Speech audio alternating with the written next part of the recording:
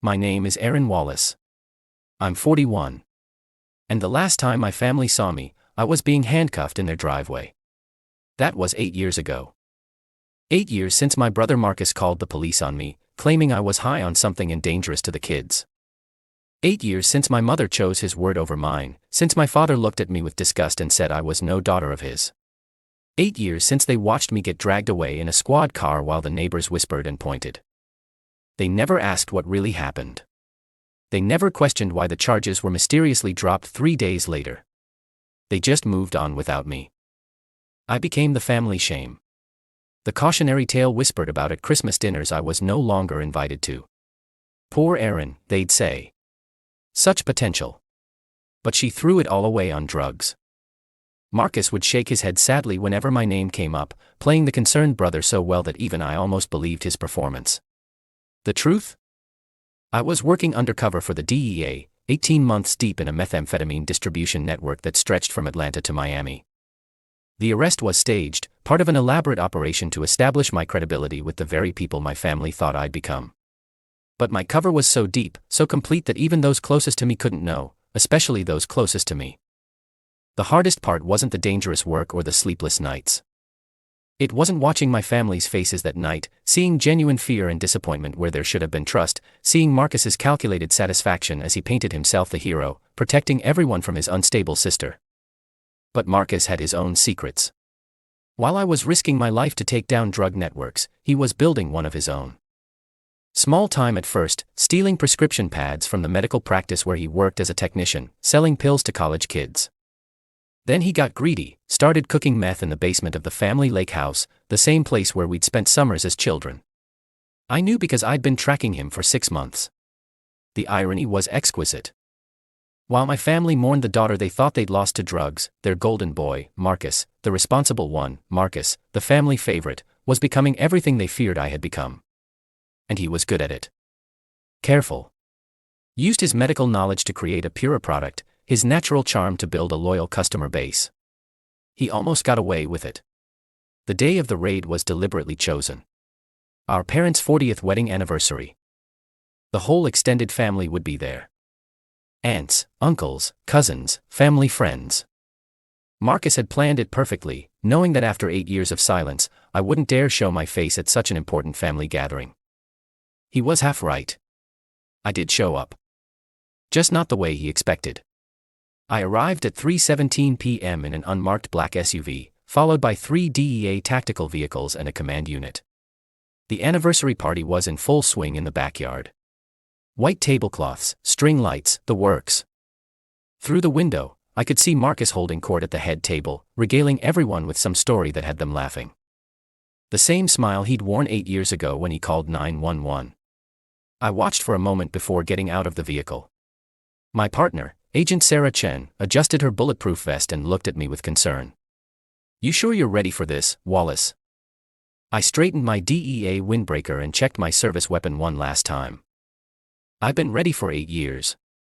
The look on my mother's face when I walked through the back gate was priceless. Pure shock, like she was seeing a ghost. Conversations died mid-sentence. Forks stopped halfway to mouths. My cousin Janet actually dropped her wine glass. "Aaron." My mother's voice was barely a whisper. "What are you? How did you?" I kept walking toward the head table, my badge clearly visible on my chest, my team flanking me on both sides. Marcus had gone very still, but his smile remained fixed in place, always the performer. "Hello, Mother, Dad." I nodded to each of them respectfully. "Marcus." My brother recovered quickly, spreading his arms wide in a gesture of welcome. "Well, well, look who finally decided to grace us with her presence, and in costume no less." He gestured at my tactical gear playing to the crowd. "What are you supposed to be, sis? Some kind of cop?" The laughter that rippled through the crowd was nervous, uncertain. They wanted to laugh with him, but something in my posture, in the way my team had positioned themselves, made them hesitate. "DEA Special Agent Aaron Wallace," I said clearly, my voice carrying across the sudden silence. "Badge number 2847. And you're right, Marcus. I am some kind of cop." I pulled out my credentials, letting them see the federal badge, the identification that proved I wasn't playing dress up. My mother's hand flew to her mouth. Special Agent Wallace, I continued, my voice professional and cold, has been conducting an 18-month investigation into a methamphetamine distribution network operating out of this county. Said investigation culminated this morning with the arrest of 17 individuals, the seizure of 43 pounds of crystal methamphetamine, and the recovery of approximately $200,000 in drug proceeds. I paused, letting that sink in. My father looked confused, but my mother was beginning to understand. She always was the smarter one. The investigation also revealed, I continued, that the primary manufacturing location for this network was a residential property at 1247 Lakeshore Drive. Property records show this address is owned by Robert and Linda Wallace. I looked directly at my parents. Your lake house. My mother actually gasped. My father started to stand, but Agent Chen's hand on his shoulder encouraged him to stay seated. Now I said, turning my full attention to Marcus, I have a federal warrant for the arrest of the individual we've identified as the head of this operation. The man who's been using our family property to cook and distribute methamphetamine. The man who's been poisoning this community for profit. Marcus's smile finally cracked. Aaron, I don't know what kind of game you're playing, but Marcus James Wallace, I interrupted, nodding to my team. You're under arrest for manufacturing and distributing controlled substances, money laundering, and operating a continuing criminal enterprise. The moment Agent Chin snapped the handcuffs on my brother's wrists was the moment 8 years of hurt, anger, and betrayal crystallized into something pure and clean, justice. But I wasn't done. You see, I said, addressing the stunned crowd as Marcus was read his rights. 8 years ago, my brother called the police and had me arrested. He told our family I was on drugs, that I was dangerous. He watched them drag me away and never once asked if I was okay. Never once wondered if there might be another explanation. I walked closer to my parents who were clutching each other's hands like lifelines. That arrest was part of my cover identity. I was 18 months into the most dangerous undercover operation of my career, infiltrating the Morales cartel's southeastern distribution network. I couldn't tell you who I really was or what I was really doing because it would have compromised the operation and put dozens of lives at risk, including yours. My mother was crying now, soft tears streaming down her face, but Marcus knew exactly what he was doing that night. He'd been dealing pills for 6 months by then, and he was paranoid. He thought I was getting too close to the truth. So he made sure I'd be discredited. Made sure that if I ever did try to expose him, no one would believe the drug addict's sister. I looked around at the faces of people who'd known me my entire life, neighbors who'd crossed the street when they saw me coming in the years after my arrest, family friends who'd whispered about my fall from grace. The beautiful irony, I continued, is that while you all spent 8 years mourning the daughter you thought you'd lost to drugs, your golden boy was becoming the very thing you feared I had become. The only difference is I was fighting the war on drugs. Marcus was profiting from it.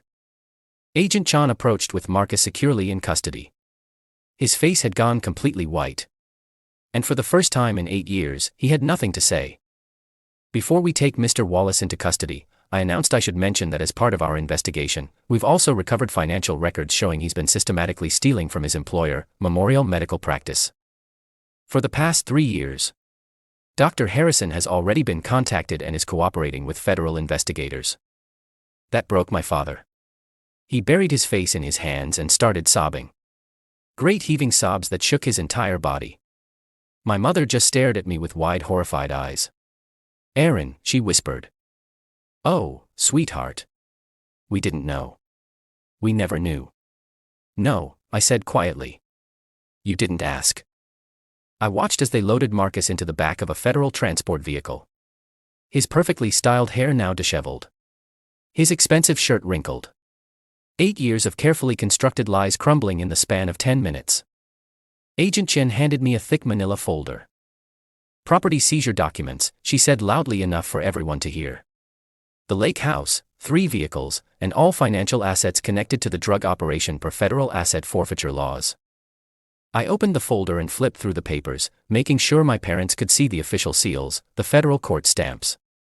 Unfortunately, I said, this means the lake house will need to be seized as evidence. I know it's been in the family for 30 years, but federal law is very clear about properties used in drug manufacturing. My father looked up from his hands. His face streaked with tears. We'll lose the house. Almost certainly. The contamination from meth production makes it uninhabitable anyway. The cleanup costs alone would be more than the property is worth. I closed the folder and tucked it under my arm. I'll need statements from both of you confirming that you had no knowledge of the illegal activity taking place on your property. Agent Chen will contact you to schedule interviews. As I turned to leave, my mother grabbed my arm. Aaron, please, can we talk privately? I looked down at her hand on my sleeve. 8 years ago, this same hand had slapped me across the face when I tried to explain that things weren't what they seemed. 8 years of silence. 8 years of choosing Marcus's version of events over any possibility that their daughter might be telling the truth. Agent Wallace, Agent Chin called from the SUV. We need to move. I gently pulled my arm free from my mother's grasp.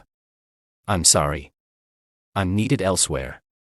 But as I walked away, I heard my father's voice, broken and desperate.